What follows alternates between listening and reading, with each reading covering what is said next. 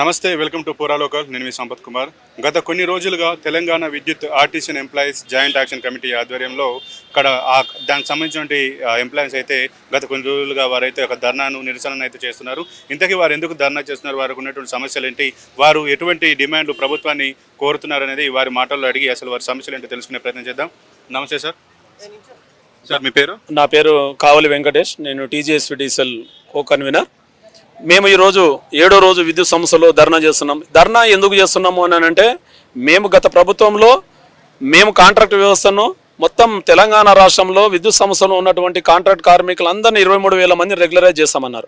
నిజంగా చేస్తారన్నట్లుంటే ఆ సందర్భంలో మేము చాలా సంతోషపడ్డాం. చేశారు కదా, రెగ్యులరైజ్ అయిపోయింది కానీ ఆ ప్రభుత్వంలో మాకేం చేశారంటే, మన ఆంగ్లేయుల చట్టాలకు ఉన్నట్టు ఆంగ్లేయులు పరిపాలిస్తున్నటువంటి ఆ సమయంలో భారతదేశం స్వతంత్రం రాకముందు ఆ చట్టాలను తీసుకొచ్చి మాకు పెట్టినారు.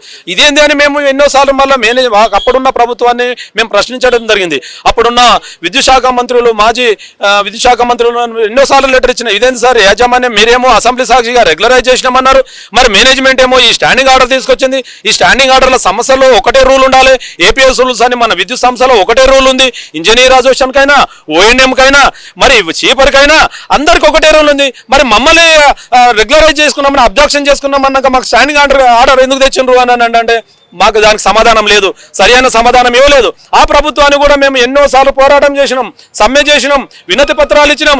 ఇది సరి అయింది కాదు, కింది స్థాయిగా మేము పనిచేస్తున్నటువంటి మేమే ఇక్కడ బ్రేక్ డౌన్ అయినా 11 అయినా 33 అయినా ఏ లైన్ బ్రేక్ డౌన్ అయినా కూడా మేమే పోవాలి. మా భార్య పిల్లలు అనాథాలు అవుతున్నారు. ఎందుకు అనాథాలు అవుతున్నారు? మేము అర్ధరాత్రి అయినా మేమే పోవాలి, మేమే బ్రేక్ డౌన్ క్లియర్ చేయాలి. ఎవరైనా ఇంజనీర్స్ కానీ ఎవరైనా ఓఎన్ఎం కానీ ఎవరు కూడా పోలేక పరిస్థితి లేదు సార్. మేమే పోలేకి మేమే పనిచేయాలి, మేమే స్తంభం ఎక్కాలి. మేము లేకపోతే బ్రేక్ డౌన్ క్లియర్ కావు. మరి అప్పుడు కూడా ఏం చేశారు, మేము సమ్మెకు పోయినప్పుడు కూడా మీ ప్రైవేట్ వాళ్ళని తీసుకొచ్చారు. దాదాపుగా ప్రైవేట్ వాళ్ళని తీసుకొచ్చి మా మీద మా ఉద్యమాన్ని అణిచివేయాలని చూసారు. కానీ దాదాపుగా 500-600 మంది ప్రైవేట్ వాళ్ళని చనిపోయారు. ఎందుకు అంటే వాళ్ళకి తెలియదు ఈ కరెంట్ అనేది ఏ విధంగా బ్రేక్ డౌన్ అయితే ఏది బంద్ చేసుకోవాలి, ఏ బ్రేకర్ బంద్ చేసుకోవాలి. ఇప్పుడు సార్ సిటీ 1 బ్రేకర్ ఉంటుంది అనుకోండి సార్, సిటీ 1 బ్రేకర్లో ఇక్కడ బ్రేక్ డౌన్ అయింది అనుకో, వానికి ఆ సబ్స్టేషన్లో ఫోన్ చేసి ఏది బిఎల్సీ తీసుకోవాలో తెలియదు, ఏ స్తంభం ఎక్కాలో తెలియదు. అటువంటి వాళ్ళను కూడా మీరు 500 మంది ప్రాణాలు పోగొట్టిండ్రు. మేము ఏం అడుగుతున్నామో, మేము గొంతమ్మ కోరికలు అడగట్లేదు, ఏది ఫైనాన్స్ బాడిన పడుతుందని కూడా మేము అడగట్లేదు. మేము ఇచ్చిండ్రు, మాకు ఇస్తున్నటువంటి ఒకటే సమస్యల ఒకటే రూల్ ఉండాలని మేము అడుగుతున్నాము. చేసే పని వ్యత్యాసం లేదు, మేము చేసే పనే మీరు చేస్తున్నారు. మీకేమో 3 లక్షలు 4 లక్షల జీతం, మరి మాకేమో 36,000 నుంచి 40,000 జీతం ఉన్నది.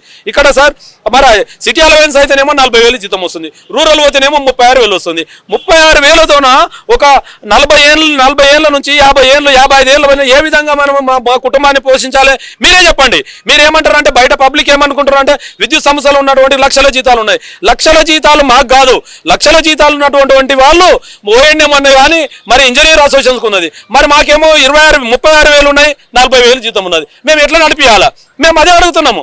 మాకు కావాల్సింది, మేము ఈ సమస్యలో పనిచేస్తున్నాము, రెగ్యులరైజ్ అని మీరే అన్నారు కదా, మా ఏపీఎస్ రూల్స్ ఇవ్వమంటున్నాం. దాని నుంచి ఎలాంటి ఫైనాన్స్ బాడీ లేదు. నీవు ఏపీఎస్ రూల్స్ ఇస్తే మాకు న్యాయం జరుగుతుంది. ఏంటి అంటానంటే, లీవ్స్ వస్తాయి.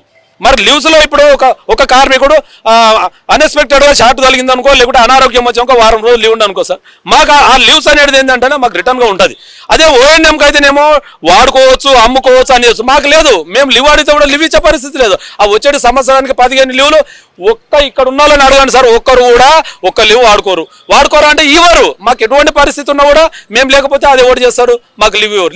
లీవ్ ఇవ్వకుండా మేము పోదామనుకుంటే మాకు ఎంబడే మేము ఎందుకు స్టాండింగ్ ఆర్డర్ పెట్టిండి. స్టాండింగ్ ఆర్డర్లో 5 సంవత్సరాలకు ఒకసారి మీరు ప్రమోషన్ ఇవ్వాలన్నా కూడా అది కూడా లేదు. 9 సంవత్సరాలు జరుగుతుంది, ప్రమోషన్ లేదు, జీతం పెరిగింది లేదు. మరి మేము ఏ విధంగా ఈ సమస్యకు పనిచేయాలి? మీరేమో వాగ్దానాల మీద వాగ్దానాలు చేస్తున్నారు. గృహజ్యోతి వచ్చింది, మరి మేమే పదాన్ని మీటర్ రీడింగ్ తీసేది మేమే, అన్ని చేసేది మేమే. మా సోదరులు అక్కడ ఉన్నారు, మరి మీటర్ రీడర్స్ ఉన్నారు, అన్మాన్ కార్మికులు ఉన్నారు.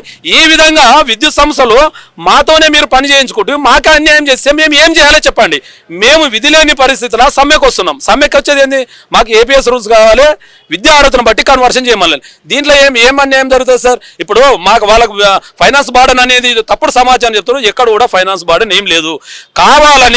మమ్మల్ని కావాలని ఈ మేనేజ్మెంట్, ఈ ఇంజనీర్స్ అసోసియేషన్స్ తప్పుడు సమాచారము ప్రభుత్వానికి ఇవ్వడం వల్లనే ఈ విధంగా చూస్తారు. మీరు ఒకసారి చర్చలకు పిలవండి మమ్మల్ని, మేము ప్రొఫార్మాతో వస్తాము, మాకు ఎంత జీతం ముందు వస్తుంది, మాకు ఎలాంటి రూల్స్ ఉన్నాయి, రూల్స్లో మాకు ఏ విధంగా న్యాయం జరుగుతుందో అన్యాయం జరుగుతుంది మీకు వివరిస్తామంటే చర్చలకు పిలవట్లేదు. మన నవీన్ మిట్టల్ సార్ గారు ఎనర్జీ సెక్రటరీ గారు మాకు చర్చలకు పిలిచారు.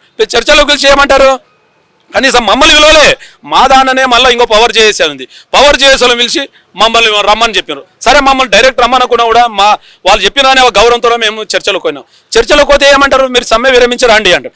సార్ మేము సమ్మె విరమించడానికి మా హక్కుల కోసం మేము సమ్మె చేస్తున్నాం. మేము మేనేజ్మెంట్కు లీగల్గా ముందే మేము నోటీస్ ఇచ్చినాం. నోటీస్ ఇచ్చి ఏడీ ఆఫీసుల కాడ ధర్నా పెట్టినాం, డిఏ ఆఫీసుల కాడ నిరసన పెట్టినాం, మధ్యాహ్నం భోజనం టైంలో పెట్టినాం, ఎస్సీ ఆఫీసుల కాడ పెట్టినాం, సర్కిల్ ఆఫీసుల కాడ పెట్టినాం, దఫాలు కాడ పెట్టినాము. కనీసం అప్పటి నుంచి చర్చలకు చలో కేటీపీఎస్ పెట్టినాము, రాలేదు. చలో వరంగల్ పెట్టినాము 7 తారీఖు. కనీసం ఆ రోజు కనివిని ఎరుగని రీతిలో దాదాపుగా 13,000 నుంచి 14,000 మంది ఎంపీటీసీలు మొత్తం ముట్టడించడం జరిగింది వరంగల్లో కనివిని రీతిలో. మరి కనీసం ఆ మీడియా నుంచి అయినా మీరు ఆ విధంగా చూసి అరే ఇంత పెద్ద ఉద్యమం జరుగుతుంది, కనీసం చర్చలకు పిలిచి చర్చలు మాట్లాడాలి కదా. చర్చలకు లేదు. మరి మేము 8 తారీఖు నుంచి ఎందుకు పోయినాం సమ్మెకు, మీ నుంచి మాకు పిలుపు రాలేదు కాబట్టి విధిలోని పరిస్థితుల్లో మేము సమ్మెకు పోయినాం. సమ్మెకు పోయినందుకు మీరు కనీసం పిలవాలి 7 రోజుల నుంచి. ఇది మీ హక్కు. ఇప్పుడు మేము ఏమనుకున్నాం సార్ అంటే, విద్యుత్ సంస్థలు ఒకప్పుడు ఐఏఎస్ లేకుండ్రి, అరే మా ఐఏఎస్లు వస్తే చట్టాలను వాళ్ళు అమలు చేసిన నాయకులు వాళ్ళే కాబట్టి వాళ్ళు వస్తే మాకు న్యాయం జరుగుతుంది అనుకున్నాం. మీరు వచ్చి కూడా దాదాపుగా 2 సంవత్సరాలు అవుతుంది మరి పోస్టింగ్ తీసుకొని ఎందుకు మమ్మల్ని చర్చలకు పిలవట్లేదు, మాకేం అన్యాయము, మేము అదే అడుగుతున్నాం కదా. చర్చలోకి పిలిస్తే మా బాధలు చెప్తాం కదా. అందుకనే మేము ఏమంటున్నాము, మీరు మా మీద ఎస్మా ఉపయోగిస్తామనో కార్మికులను భయభ్రాంతులు చేయడానికి మీరు ఏ విధంగా తీసుకున్నా కూడా మరి ఇన్ని వేల మందిని మీరు ఏ విధంగా చట్టాలు ఒప్పుకుంటే మీరు మమ్మల్ని రిమూవ్ చేయడానికి మీరే చెప్పండి. మీరు ఒక నోటీస్ విడుదల చేయండి. మేము ఇన్ని వేల మందిని మేము ఒకటే విధంగా ఒకటే మాటతోటి ఒకటే లెటర్ అందరి ఉద్యోగాలు తీసేస్తామని. ఉద్యోగం అంటే ఏంది అనుకుంటారు సార్? మేము ఇన్ని సంవత్సరం నుంచి కష్టపడి ఇది చేస్తేనే ఇలా విద్యుత్ సంస్థ నిలబడ్డది. తెలంగాణ రాష్ట్రంలో ఎప్పుడు కూడా నిరంతరం విద్యుత్ కొనసాగుతుంది. ప్రజలకు కానీ పరిశ్రమలకు అంటే ఓన్లీ ఆర్టిజన్ కార్మికుల నుంచి మరి విద్యుత్లో పనిచేస్తున్నటువంటి రకరకాల క్యాడర్ల కింద పనిచేస్తున్నటువంటి మేమే చేస్తున్నాం. కాబట్టి మీరు ఏ విధంగా మా మీద ఎస్మా ప్రయోగిస్తారో ప్రయోగించండి. అయితే గత ప్రభుత్వం ఏదైతే బీఆర్ఎస్ ప్రభుత్వంలో ఎవరైతే కాంట్రాక్ట్ ఎంప్లాయీస్ ఉన్నటువంటి మిమ్మల్ని రెగ్యులైజ్ చేస్తామంటూ అందరు కూడా మేము గవర్నమెంట్ నుంచి డైరెక్ట్ శాలరీ వచ్చే విధంగా చేస్తామంటూ ఏదైతే ఆర్డర్ తీసుకొచ్చారో ఆ రెగ్యులరైజేషన్ చేశారా? నెక్స్ట్ ఆర్టిషన్ కి రెగ్యులరైజ్ ఎంప్లాయీస్ కి మధ్య డిఫరెంట్ ఏంటి? పే స్కేల్ డిఫరెన్స్ ఏంటి? సార్ మాకు ఇప్పుడు గత ప్రభుత్వంలో కాంట్రాక్ట్ ఉన్నప్పుడు ఏంటంటే, కాంట్రాక్ట్ ఉన్నప్పుడు ఏమైతుంది సార్ అంటే వాళ్ళు 6 నెలలకు ఒకసారి జీతాలు ఇచ్చేస్తారు. 6 నెలలు చేస్తే 6 నెలలకి ఎన్ని రోజులు ఇచ్చేది? 3 నెలల జీతాలు ఇచ్చేది. 3 నెలల మేళ వాడే తినేది. అయితే మా కార్మికుల శ్రమతోపిడి జరుగుతుంది. సంస్థనేమో పని చేస్తున్నాం మేము సంస్థ కింద. మన సంస్థల గతంలో మరి గుంతలు తీసిన వాళ్ళకి రెగ్యులరైజ్ అయిపోయింది, విలేజ్ ఎలక్ట్రీషియన్ అనే రెగ్యులరైజ్ చేసిండ్రు, చదువుకోవాలని కూడా రెగ్యులరైజ్ చేసిండ్రు. మేము ఐటీఐ చేసి బీటెక్లు చేసి మమ్మల్ని ఎందుకు చేయరని మేము ఉద్యమం స్టార్ట్ చేసినాం. అప్పుడు ఈ థర్డ్ పార్టీ విధానం రద్దు కావాలి, మాకు డైరెక్ట్ పేమెంట్ మేనేజ్మెంట్ నుంచి కావాలి, విడుదల వారిగా రెగ్యులరైజ్ చేయాలని ఈ 2 నిదానంతో పోయినాము. అప్పుడు కూడా వినలేదు. వినకపోతే సమ్మె చేసినాము. ముక్కుమ్మడిగా జేఏసీగా ఏర్పడి ఆర్గనైజేషన్ ఉన్నటువంటి మేమందరం కూడా చేస్తేనే ఆ రోజు మాకు ఈ ప్రభుత్వం గత్యంతరం లేకుండా మాకు రెగ్యులరైజ్ చేస్తున్నామని అబ్జెక్షన్ చేసుకున్నామని అసెంబ్లీ సాక్షిగా చెప్పడం జరిగింది.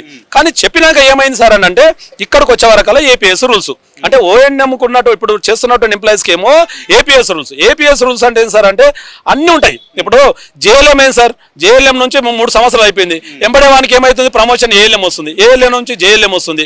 ఈ విధంగా ప్రమోషన్ వేస్తూ జీతం పెరుగుతూ వానికి ఫ్యూచర్ ఉంటుంది. మళ్ళీ లీవ్స్ ఉంటాయి. ఇప్పుడు మహిళా సోదరి మనలు ఉన్నారనుకో, ప్రసవించ లీవ్స్ ఉంటాయి, వాళ్ళకి మళ్ళీ జీతం వస్తుంది, ప్లస్ అవి వాడుకోవచ్చు కూడా. ఆ విధంగా బెనిఫిట్ ఉన్నాయి. మరి మాకు ఎక్కడ లేవు. మాకు స్టాండింగ్ ఆర్డర్ అని తీసుకొచ్చి మాకు ఏపీఎస్ రూల్స్ కు దీనికి ఎంత వ్యత్యాసం అంటానంటే, అసలు మేము ఏది కూడా అడగడానికి లేదు. జీతం పెంచరు, ప్రమోషన్స్ ఉండవు, లీవ్స్ ఉండవు. గొడ్డు చాకిరి. ఒక విధంగా చెప్పాలంటే తెలంగాణ భాషలో గొడ్డు చాకిరి. మేము నిరంతరం పొద్దుగాల లేచి రాత్రి వరకు కూడా ఎప్పుడు ప్రాణాలు చేత పట్టుకుని మేము పనిచేస్తాం. అటువంటి మాకు భద్రత ఉండదు, జీతం ఉండదు.